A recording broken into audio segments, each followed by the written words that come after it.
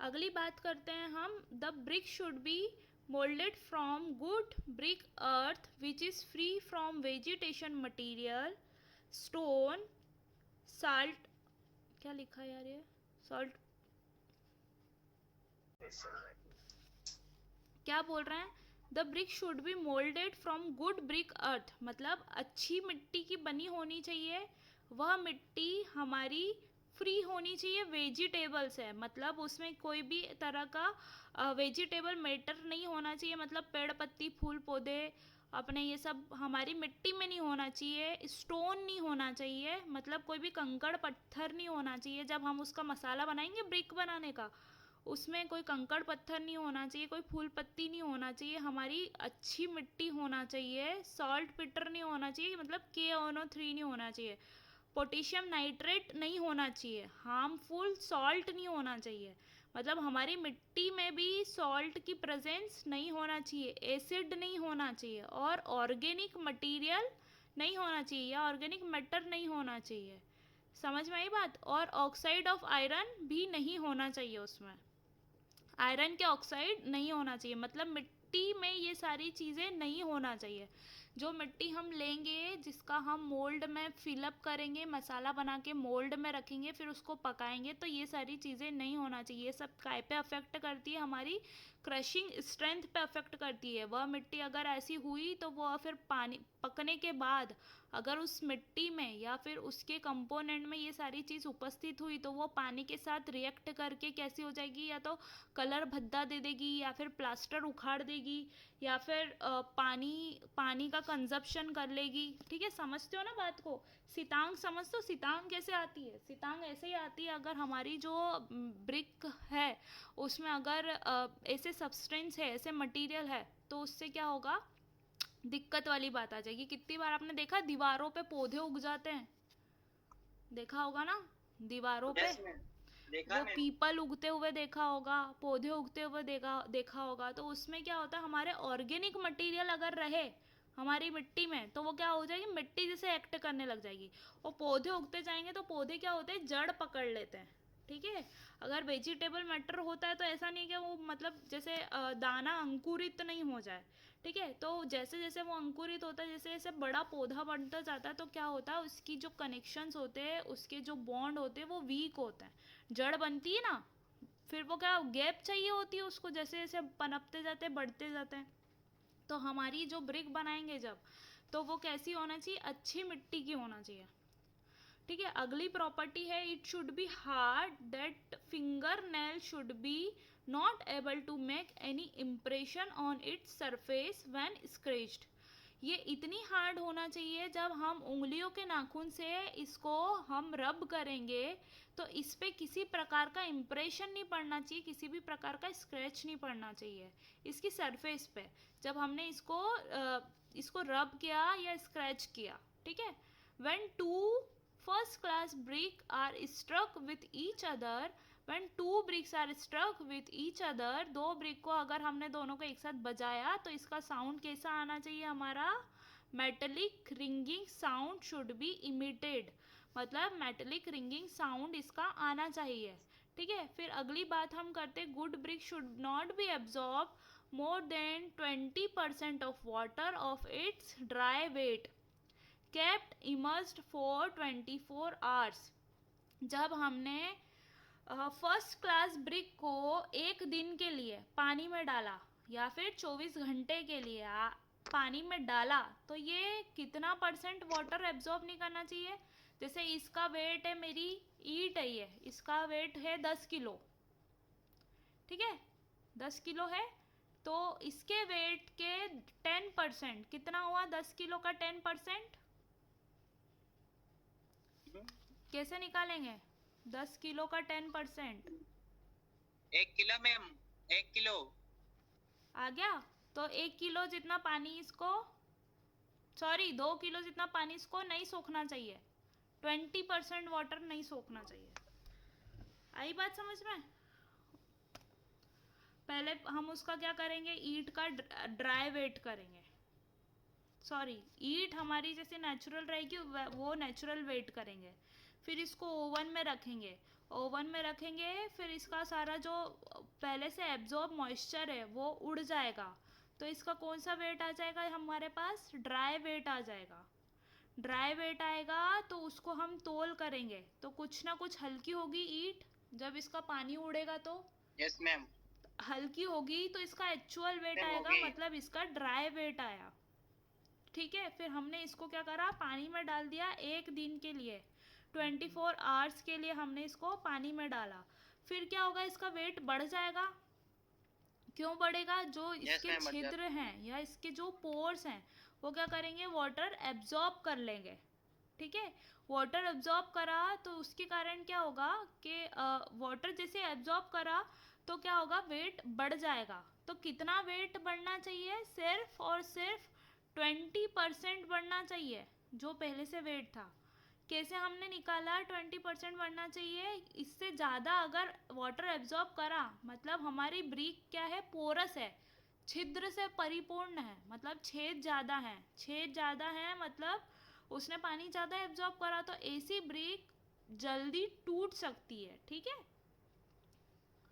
अब good brick should have standard size, मतलब हमारे जो डायमेंशन होना चाहिए 19 बाय 19 बाय 19, ठीक है, वो प्रॉपर होना चाहिए। ठीक है, good brick should be able to resist atmospheric action. Atmospheric action मतलब जैसे पानी सोखने में, ठीक है, पानी को रेजिस्टेंस करने चाहिए। जैसे अभी बारिश का मौसम है तो हमारी ब्रिक को वाटर एब्जॉर्ब नहीं करना चाहिए। क्यों नहीं करना चाहिए? पानी एब्जॉर्ब करेगी तो वो कैसी हो जाएगी, सितांग जैसी हो जाएगी या सीढ़न उस पर आएगी। तो वो क्या करेगी, इस वॉल, ये मेरी एक्सटीरियर वॉल है, ठीक है, और ये मेरी इंटीरियर वॉल है। ठीक है, पानी आएगा एक्सटीरियर वॉल से, तो अगर यहाँ से इसने पानी एब्जॉर्ब करा तो क्या होगा, पाइपिंग के थ्रू ये अंदर पानी रिलीज करेगा। तो हमारा एटमॉस्फेरिक एक्शन के थ्रू हमारी जो दीवार है या जो हमारी ब्रिक है वो स्टेबल होनी चाहिए, नहीं तो ज़्यादा पानी नहीं सोखने वाली होनी चाहिए।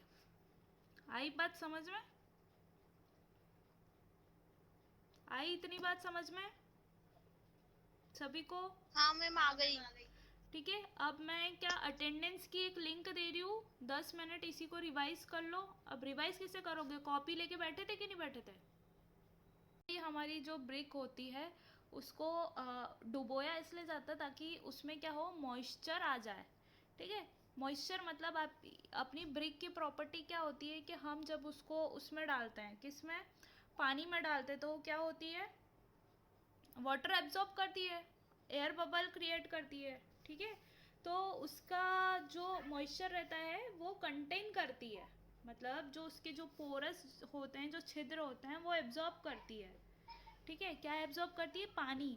तो जब हम उसको प्लेस कर रहे हैं या चिनाई कर रहे हैं तो क्या हमारा मसाला कैसी टेंडेंसी का होता है, गीला होता है।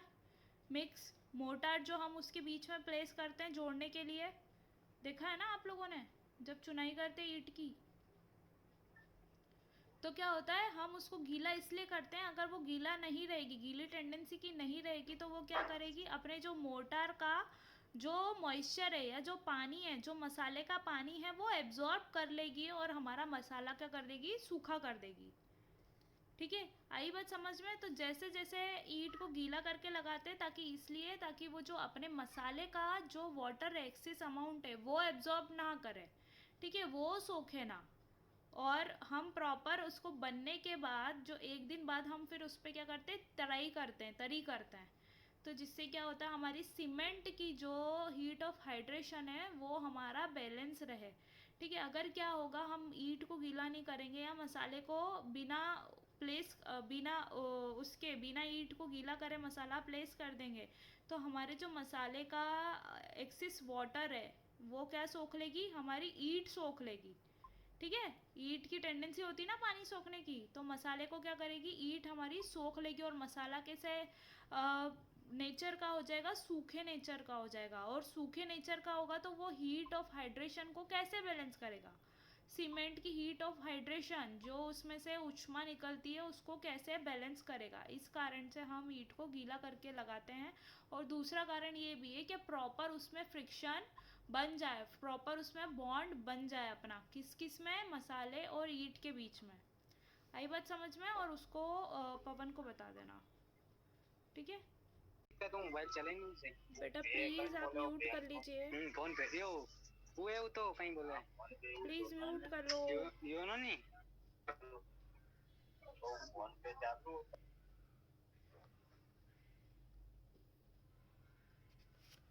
कल हमने पढ़ा था ब्रिक्स के बारे में। कल हमने देखा था कितने प्रकार की ईंटें होती है, कितने प्रकार की ब्रिक्स होती है। तो मैं आपको समझा चुकी थी first class, second class, third class और जामा ब्रिक्स। तीनों में हमने डिफरेंस भी देखे थे कि तीनों के डिफरेंस किस प्रकार से होते हैं। ओवर फील्ड टेस्ट हम तीनों को क्लासिफाइड कर सकते हैं, अलग अलग भागों में बांट सकते हैं कि तीनों कौन से प्रकार की ब्रिक होती है। कुछ कुछ कंस्ट्रक्शन ऐसे होते हैं कि जहाँ हमको स्पेसिफाइड ब्रिक ही लगानी होती है। सपोज कुछ हाई कंस्ट्रक्शन होते हैं जिसमें ज़्यादा हमको क्वालिटी की और उसकी क्या बोलते हैं, मतलब जो हमारे पदार्थ है उसकी क्वालिटी बहुत ज़्यादा मैटर करती है, बहुत ज़्यादा हमारी क्वालिटी का भागीदारी ज़्यादा होती है, तो वहाँ पर हम उस प्रकार की ईंट का उपयोग करेंगे। अगर हमारा उपयोग कम है और कम दर्जे की ईंट हमको या थोड़ी कम क्वालिटी की ईंट हमको चल जाएगी, या हमारा जो भी हम बना रहे हैं, हम कंस्ट्रक्शन जो कर रहे हैं उसमें अगर थोड़ी सी लो क्वालिटी की ईंट चल जाएगी, क्योंकि अगर उसमें कॉस्ट एफिशिएंसी होगी, ठीक है, क्योंकि वो किफ़ायती होगी। जितनी कम दर्जे की या जितनी बेकार ईंट, बेकार तो नहीं बोलेंगे, बेसिकली वो जिसके अगर इरेगुलर शेप होगा, एजेस ऐसी होगी कि हम उसको अपने बारीक माल से उसको सही कर सकते हैं, तो वो वाली ईंटों का हम उपयोग कर लेंगे, क्योंकि वो क्या होगा, हमारे ओवरऑल कंस्ट्रक्शन में हमको क्या पड़ेगा, किफ़ायती पड़ेगा, मतलब कम पैसा हमारा खर्च होगा। ठीक है, आई बात समझ में? इसलिए हमने पढ़ा अलग अलग प्रकार की ईंट और उनकी कैरेक्टरिस्टिक्स और सारी विशेषताएं। ठीक है, अब स्टार्ट करते हैं हम ब्रिक्स के टेस्ट पे। ठीक है, अभी तक आपने फील्ड टेस्ट करे थे, पढ़े थे फील्ड टेस्ट सभी ने? सभी को कल मैंने फील्ड टेस्ट पढ़ाए थे, सुनाई दे रहा है सभी को? ठीक है, तो सब एक एक करते हुए मुझे एक एक फील्ड टेस्ट बता दो। 7 लोग हैं, सातों एक एक बता दो। यस आयुषी?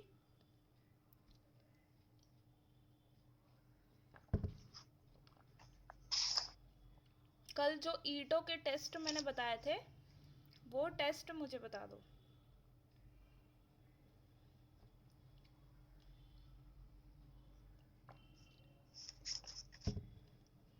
हाँ पवन?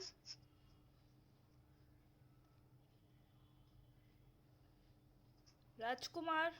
मैम टेस्ट पढ़ाए थे आप? हाँ, कल हम जो डिस्कशन कर रहे थे first class, second class, third class का, टाइप्स पढ़ा था ना? टाइप्स के अंदर ही मैंने बताया था कि कैसे समझेंगे हम फील्ड पे। फील्ड पे मैम वो फर्स्ट क्लास कैसे समझेंगे मैम? अरे भैया, वो टेस्ट ही तो थे, फील्ड टेस्ट जो मैंने कल बताए। मैंने फील्ड टेस्ट के ऊपर ही तीनों का, चारों का क्लासिफिकेशन बताया। मतलब हम सभी को फील्ड टेस्ट के आधार पर ही अलग अलग बांटेंगे। कल जो मैंने पढ़ाया था क्लास में, तो कलर, शेप, साइज, 1 मीटर की ऊंचाई से गिराना, 2 ब्रिक को आपस में टकराना, यस मैम, पानी कितना सोखना, ना होना, नेल से स्क्रैच करेंगे तो वो सारे फील्ड टेस्ट ही हैं। ठीक है, अगर आपको लिखने को आए कि ईंट के फील्ड टेस्ट लिखो तो भी आप वही सारी चीजें लिखोगे। ठीक है, अगर आपको आए टाइप्स लिखो तो टाइप्स के अंदर first class, second class, third class लिखोगे और जामा लिखोगे और सबका अलग अलग समझा दोगे। किसके हिसाब से? फील्ड टेस्ट के हिसाब से। फील्ड टेस्ट सबसे अच्छा कौन सी ब्रिक का होगा? फर्स्ट क्लास का।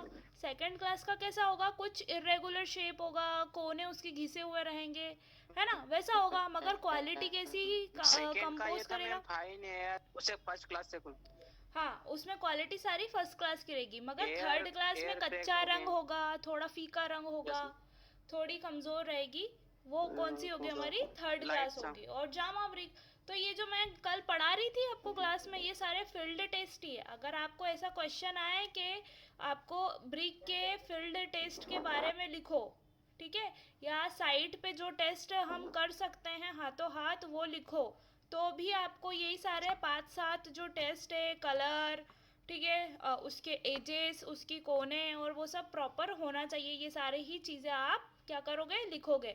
फिर दूसरा क्वेश्चन वो ऐसे दे सकता है कि ब्रिक के प्रकार बताएं, तो आपको first class, second class, third class और जामा ब्रिक लिखोगे और उसी में क्या करोगे, उसके टेस्ट समझा दोगे, ठीक है, कि कौन सी ब्रिक कौन से टेस्ट में अच्छी होती है। आई बात समझ में? 2 क्वेश्चन कवर हुए हैं इसमें अपने, ठीक है। मुझे लगा आप सब समझ गए होंगे। बेसिकली अगर कोई फील्ड टेस्ट पूछे तो अपन को वही लिखना है, ठीक है। दूसरी चीज डायमेंशन लिख देना उसमें, है ना, कल एक पॉइंट छूट गया था, तो डायमेंशन भी कैसे होना चाहिए, 19, 9 और 9, ठीक है। सबको बात समझ में आई? और जब हमने मोर्टार लगाया था कच्चा मसाला, हाँ क्या बोल रहे हो?